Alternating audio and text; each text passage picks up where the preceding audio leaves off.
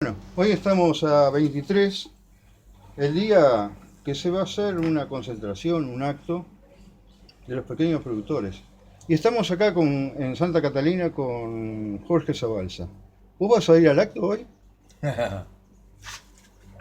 El acto es de los pequeños, de los grandes, de los comerciantes. Un acto va a ser muy grande, ¿no? Estamos entrando por acá. Yo pienso que va a ser un acto grande, que va a ir mucha gente. Este, creo que lo que está expresando, lo que está expresando toda esta movilización es una gran desconformidad, ¿no? Los une la desconformidad.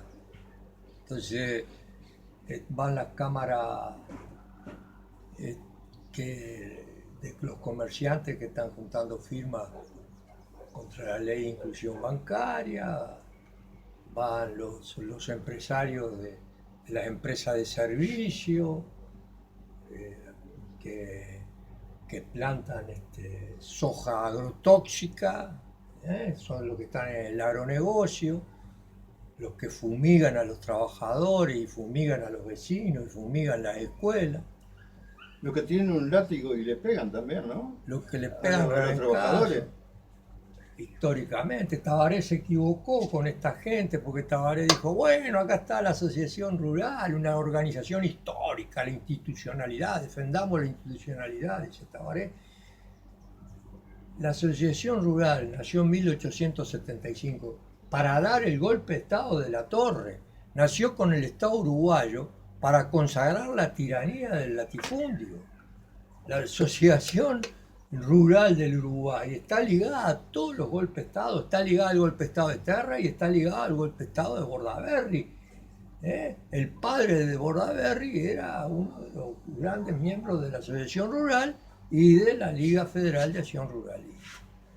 Este, o sea, que vos te juntes con la Asociación Rural no quiere decir que estás juntándote con la institucionalidad.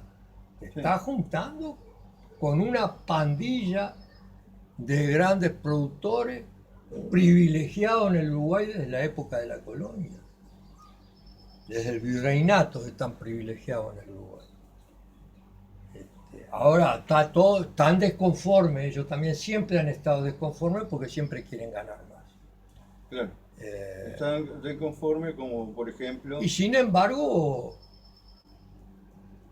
este gobierno, con el ministerio, era Tabaré Vázquez y el ministro de Ganadería se llamaba José Mujica, le regalaron 80 millones de dólares para que ponerle caravanitas en la oreja al ganado vacuno, al Hereford, sí, con que son chips que luego, por supuesto, mejoran la producción y todo, pero si es una mejora de la producción y facilita la venta en el exterior, ¿por qué diablo no se la cobraron?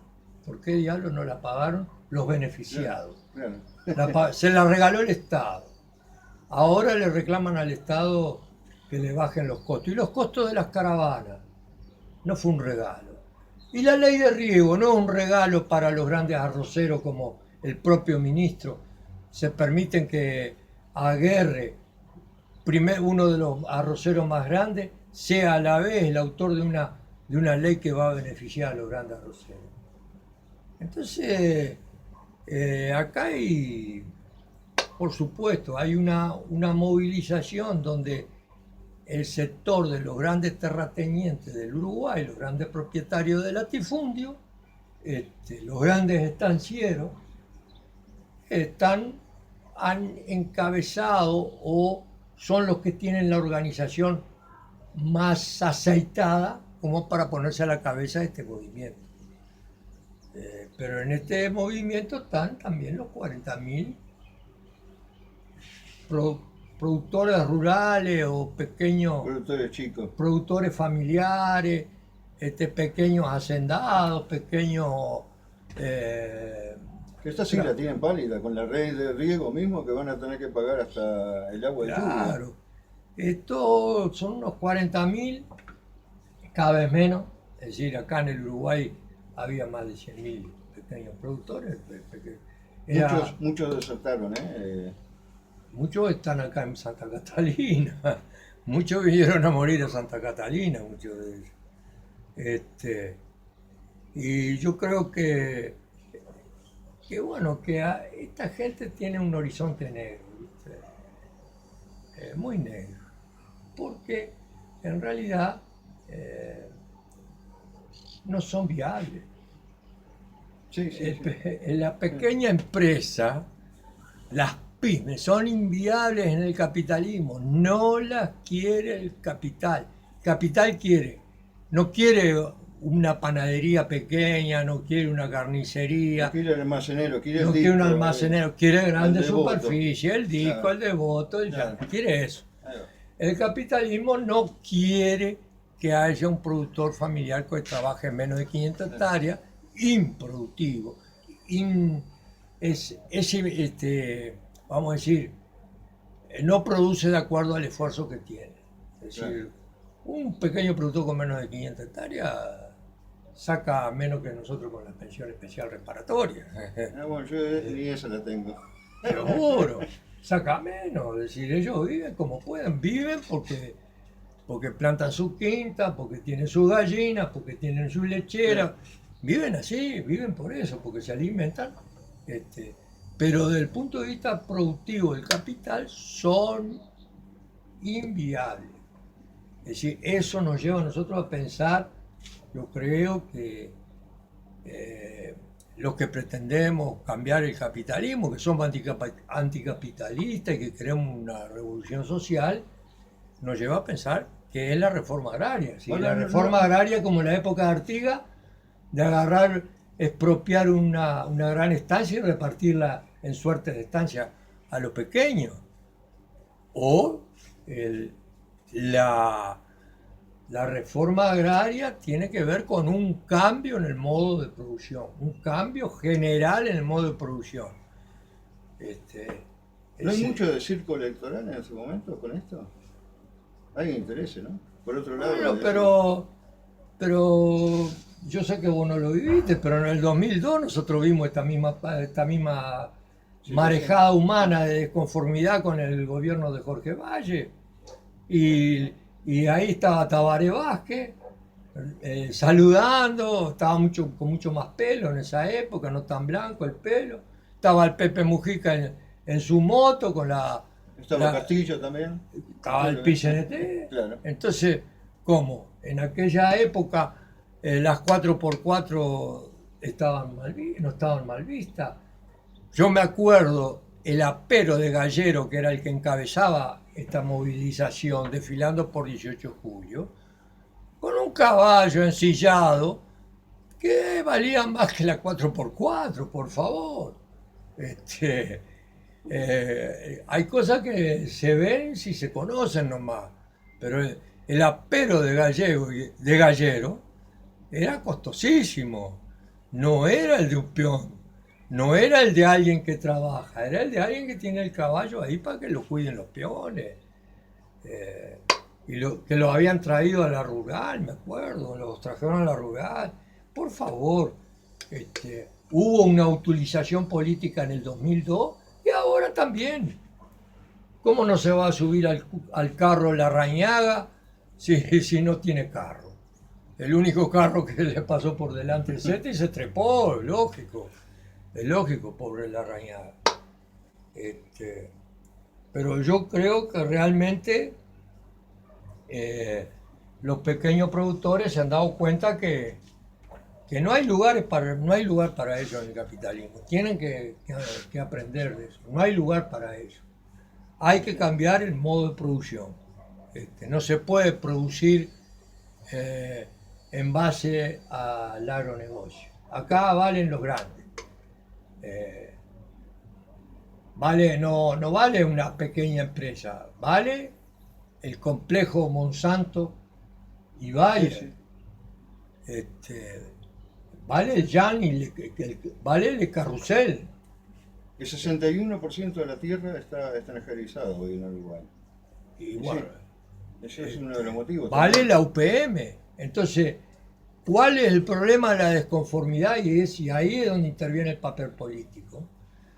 Porque yo lo escuché a Constanza Moreira decir que la movilización no tiene objetivos políticos claros y por lo tanto la gente no entiende. La gente entiende.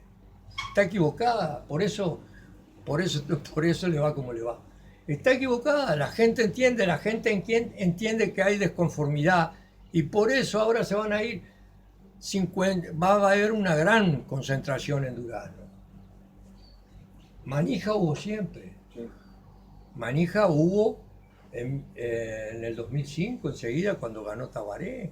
Manija hubo, siempre hubo manija, siempre hay manija. Los blancos y los colorados siempre hicieron manija. Bordaberry es un estanciero, uno de los estancieros más grandes. La calle, la familia de la calle era beneficiaria de la ley de forestación del Uruguay. Entonces, por favor, siempre hubo manija. Lo que pasa es que la manija no prendía porque la desconformidad estaba tapada con los altos precios internacionales. Ahora, bajos precios internacionales y el Frente Amplio en el gobierno que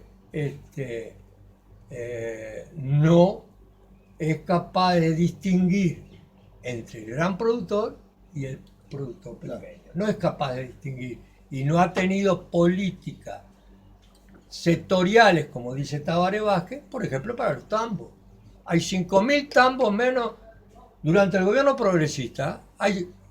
Cerraron 5.000 tambos. Entonces, compañero Tabaré, usted podrá hablar muy bien, muy clarito, pero cerraron 5.000 tambos. Quiere decir que no son viables, quiere decir que hay que protegerlos. Así como se protege a UPM y como se protege a Montes del Plata y como se protege la zona franca, hay que proteger y hay que tener políticas económicas dirigidas a incentivar a los pequeños, a la pequeña empresa, dirigidas seriamente a beneficiarlos, no a regalarle las caravanas a los grandes estancieros para que las luzcan su jerarco, sino a buscar que la forma, a diferenciar y hacerle pagar a los grandes esas caravanas y que no las paguen los chicos. Diferenciar, no hacer leyes en general para todos los estancieros. Que las grandes estancias paguen la luz y el gasoil al precio que la pagamos todos los uruguayos. Pero que los que tienen menos de 500 hectáreas tengan beneficios para poder trabajar. Pero también esos beneficios vamos a extenderlos a los asentamientos. Vamos a extenderlo al que trabaja. Vamos a hacer una política económica dirigida para el que trabaja, no dirigida para las grandes empresas. El problema de que por qué la desconformidad es porque el gobierno del Frente Amplio se casó con el gran capital, con la gran empresa, con las corporaciones extranjeras y no se casó con las pequeñas empresas y con los trabajadores. Sí, hay una palabra que no se nombra ni de un lado ni del otro. Reforma, lo voy a decir despacito, reforma agraria. Reforma agraria. Porque el gobierno, este gobierno y el Frente Amplio están embanderados con la contrarreforma agraria. Están embanderados con permitir traer a UPM y poner $1.000 millones en infraestructura significa facilitarle a uno de los propietarios de 500.000 de hectáreas en el Uruguay. Significa esa facilidad, facilitarle la propiedad de la tierra, el que compre tierra. ¿Queremos traer a los chinos? Los chinos van a venir a comprar tierra como hacen en África. Van a venir a comprar tierra y el costo de la tierra, el precio de la tierra va a aumentar seguramente, pero no aumenta para el pequeño, no se diferencia. No se distingue entre el pequeño y el grande. En el medio ahí caen los trabajadores, ¿no? Caen los trabajadores. los trabajadores quedan 80.000 trabajadores. Todos se olvidan que en 1968 habían 200.000 trabajadores en la tierra, ¿no? En el campo, que han sido expulsados. Esos sí están acá, esos viven todos acá a la vuelta, porque fueron expulsados, ahora trabajan en la construcción, trabajan en empresas de seguridad, trabajan en la pesca, trabajan en lo que pueden. Pero tienen la memoria de su época en el campo, ¿no?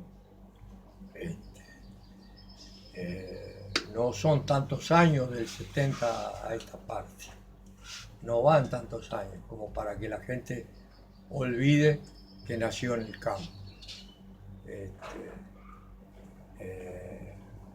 Sí, eso de los trabajadores son los que llevan la peor parte, pero como la política económica defiende el agronegocio, ¿qué ocurre?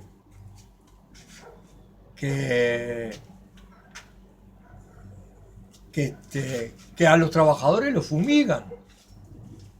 Es decir, que los trabajadores están intoxicados.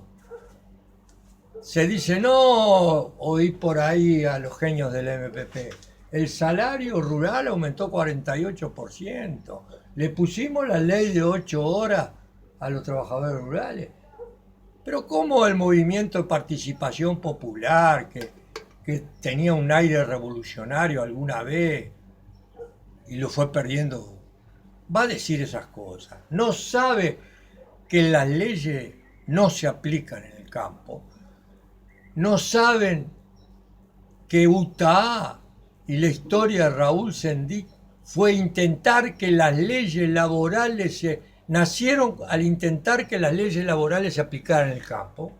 Nacieron al intentar que en el campo se le diera cierta garantía al trabajador, que hoy no la tiene, porque rebencazo había en 1960 y hay ahora.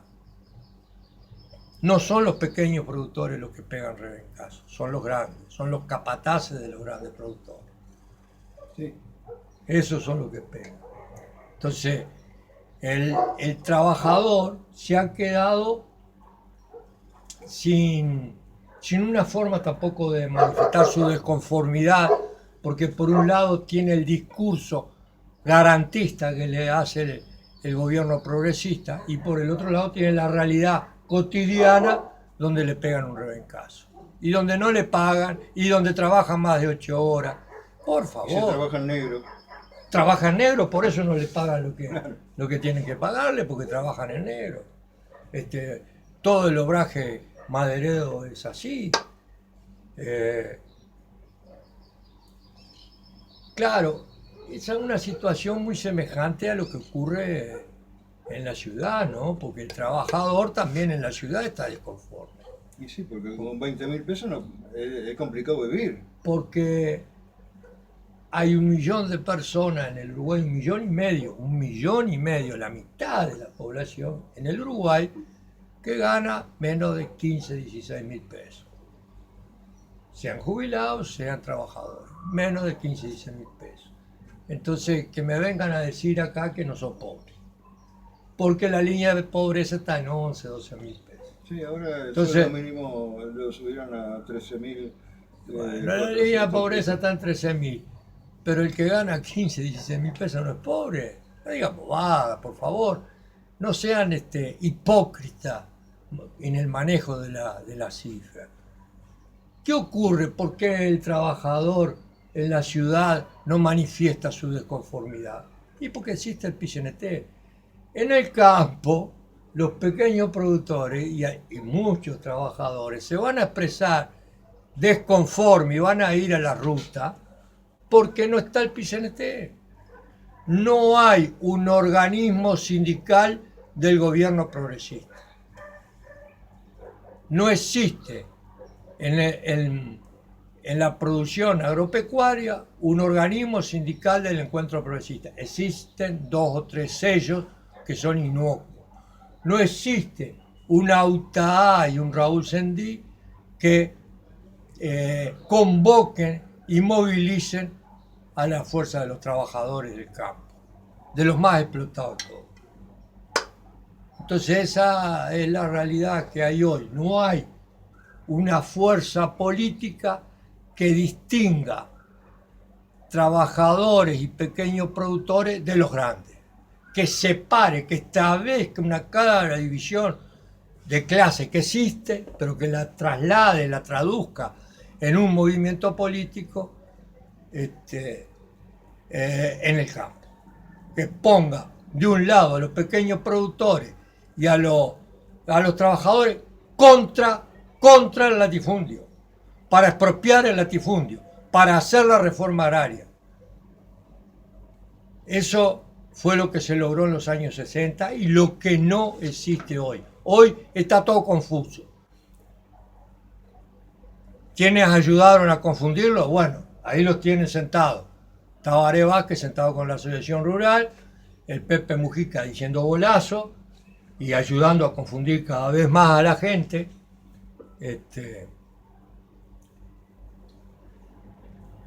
Seguramente esta movilización va a afectar mucho a las fuerzas políticas. Yo no creo que favorezca al Partido Nacional, pero sí va a perjudicar al Frente Amplio. Va a perjudicar al gobierno. Y la responsabilidad es de una política económica dirigida por Astori, pero permitida por la complicidad de Mujica. Permitida, porque acá Astori ha sido el presidente real, ha sido el que ha dirigido el país durante 15 años, pero con el permiso y con el auxilio y la complicidad de Mujica y de Tabaré Vázquez, una política económica que apunta a la contrarreforma agraria, apunta a favorecer el gran capital, el capital extranjero. Entonces, si se casa con el gran capital, el progresismo se casa con el gran capital, ayuda a confundir, crea la confusión. Todo es igual el gran estanciero Riani que el pequeño productor. Es igual, viven en el campo, todo es parejo. Esa confusión la ayudaron a crear los grandes caudillos del progresismo y la sostienen aún hoy en día. Sí, yo lo que veía que en las últimas elecciones estos pequeños productores también votaron, ¿no? Y yo creo que muchos votaron al Frente Amplio, ¿no? Y resulta que ahora con esto, ¿no? Yo pienso que los que ponían en Posito la foto de Mujica no van a votar nuevamente al Frente Amplio. La muralla de ventanas de la Rambla era realmente todo, era una gran pintada de Mujica, estaba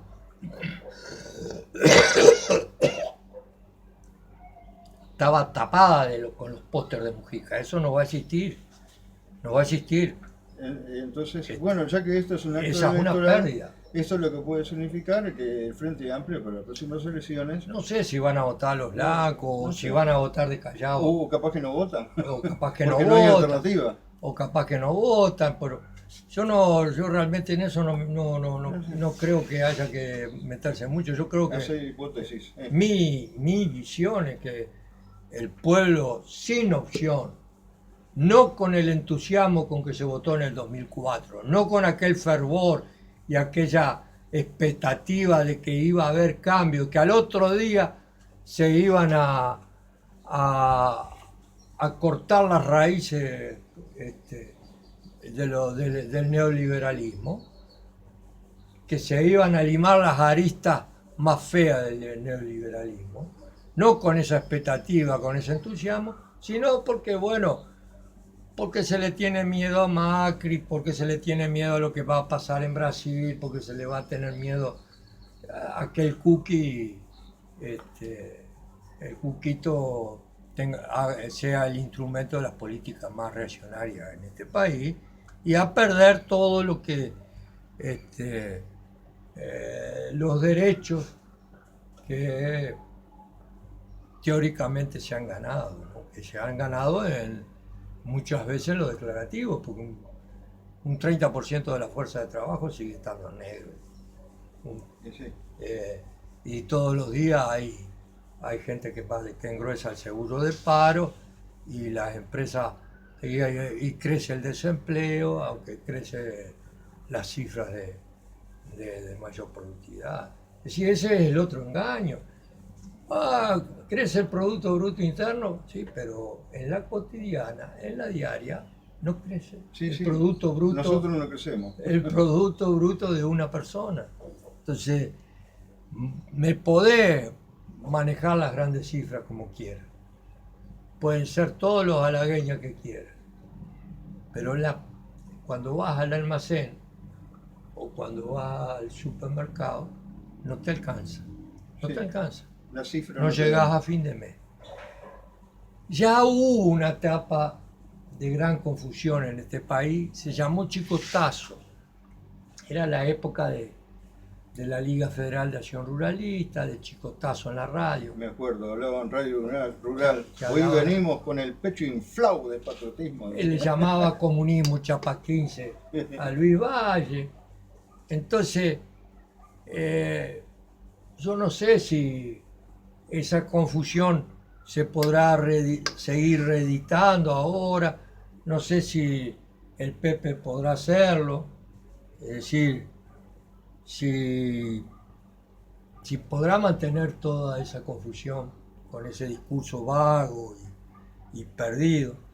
Yo lo que creo que tiene que haber fuerzas que, me parece que hay fuerzas como la mesa de colonos, por ejemplo, como la mesa de colonos, como con reivindicaciones como no pagar la renta. Es decir, si el Uruguay promueve realmente la colonización, el colono no tiene que pagar renta. Sí, porque no puede competir. No puede competir. Claro. Al pagar renta, el colono contrae un compromiso que después limita toda su producción y limita justamente su modo de vida. Entonces, no tiene que pagar renta. Es lo que yo me refiero a que en lugar de gastar 80 millones de dólares en las caravanas que van a los grandes ganaderos, a los grandes vendedores de carne, gastar 80 millones de dólares en perdonarle, exonerar de renta a los colonos del Instituto Nacional de Colonización, exonerarlo de renta de la misma forma que se exonera en la zona franca a los grandes capitales. Claro. Es elemental. Entonces, yo creo que la mesa de colonos podría incidir embanderándose con la reforma agraria, embanderándose con el no pago Sí. de renta, y embanderándose con el pequeño productor y con el trabajador agrario. Claro. Podría incidir la reaparición de resurgimiento de sindicatos rurales como fue UTA, podría, pero bueno, es muy temprano para todo eso. Todo lleva un proceso, claro. Todo lleva un proceso. Yo quería una última aclaración, Eduardo, Sí. porque yo decía, la reforma agraria no puede ser más, ¿no? El reparto de tierra, como en la época de Artigas. Lo de Artigas en aquella época era algo progresista, pero fue el reflejo de lo que estaba sucediendo. Es decir, en 1815 se le hizo el reglamento de tierra cuando ya muchos de los milicianos artiguistas se estaban expropiando de hecho a los grandes latifundistas, a los malos españoles y peores americanos. Ya lo estaban expropiando y se estaban repartiéndola entre ellos, en suerte de estancia. Hemos dicho que eso es inviable un reparto de tierra entre pequeños productores.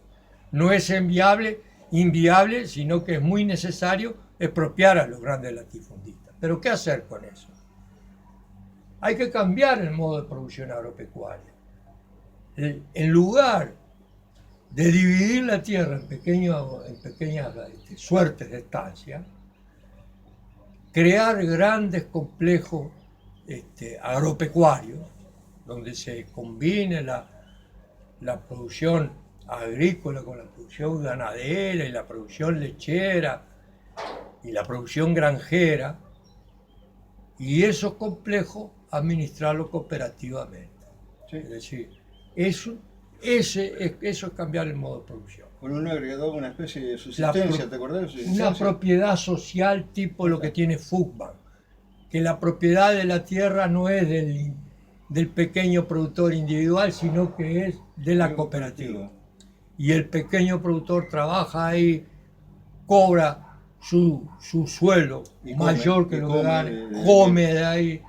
Es decir, nosotros en la época estábamos presos, estábamos muy aburridos, y Raúl formó lo que se llamaba la Comisión de la Revolución Rural, y ahí estábamos con gente que hoy es productora rural, como Sergio Migidio da Rosa, con peludos como Ataliba Castillo, Juan Ventín, el Chongo Olivera, el Negro Bandera, con profesores de la Facultad de Agronomía, como el Lechón Loparo, profesores de Economía, y algunos voluntarios y lenguaraces, como estaba, entre ellos estaba yo, el Beto Cía del Campo, bueno, que éramos estudiantes y soñábamos con la reforma agraria. Y nos habíamos criado en el campo, en el interior, en las ciudades del interior, pero muy vinculado al campo, justamente a los estachieros. Y la conclusión que llegamos ya en 1970, es decir, hace apenas medio siglo, la conclusión que llegamos es que la pequeña producción era inviable y que la reforma no era el reparto de tierra, sino el mantener grandes extensiones agropecuarias cuyos productores eran cooperativistas. Trabajar en cooperativas, grandes producciones, grandes extensiones, con gente que además vivía en una especie de pueblo, Claro. donde le llegaba todos los servicios. Comunidades Es agrarias. decir, el problema en el Uruguay no es repartir la tierra, el problema en el Uruguay es cambiar el modo de producción del campo, cambiarlo totalmente. Para ello hay que expropiar la propiedad privada, hay que expropiar las grandes propiedades de mayores de 2.500 hectáreas, hay que expropiarlas. ¿Por qué? Porque los señores dueños de más de 2.500 hectáreas van siempre a continuar reivindicando su gran consigna del año 2002, rentabilidad o muerte. Rentabilidad o muerte fue lo que apoyaron Tabaré, Astori, el PCNT y José Mujica. Y ahora rentabilidad o muerte se le dio vuelta en contra. El viento le viene del lado de la puerta, la taba se le dio vuelta. Y van a ser golpistas como son hoy. Claro, van a ser golpeados. Y también Claro. golpeados. Bueno, Bueno, ¿quedamos por esta? quedamos por Bueno, muchas gracias.